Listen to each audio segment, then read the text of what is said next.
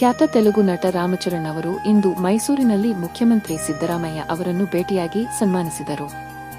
ಪೆದ್ದಿ ಚಿತ್ರದ ಚಿತ್ರೀಕರಣಕ್ಕಾಗಿ ಮೈಸೂರಿನಲ್ಲಿ ಬೀಡು ಬಿಟ್ಟಿರುವ ರಾಮಚರಣ್ ಅವರು ಈ ಭೇಟಿಯ ವೇಳೆ ಸಿಎಂಗೆ ಗೌರವ ಸೂಚಿಸಿದರು.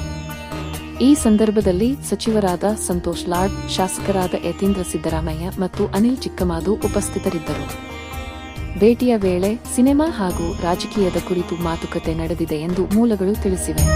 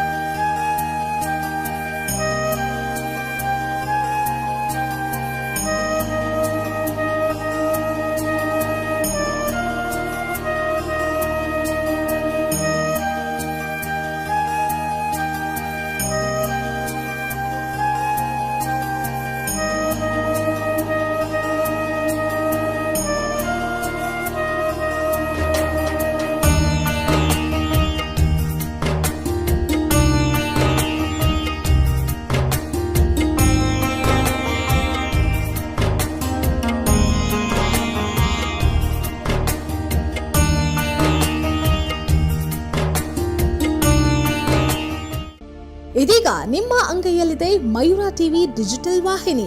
ಹೆಚ್ಚಿನ ವಿಶೇಷತೆಗಳಿಗಾಗಿ ಸಬ್ಸ್ಕ್ರೈಬ್ ಮಾಡಿ, ಶೇರ್, ಲೈಕ್, ಕಮೆಂಟ್ ಹಾಗೆ ಫಾಲೋ ಮಾಡೋದ್ರ ಮೂಲಕ ಪ್ರೀತಿ ಹಾಗೂ ಪ್ರೋತ್ಸಾಹ ನೀಡಿ.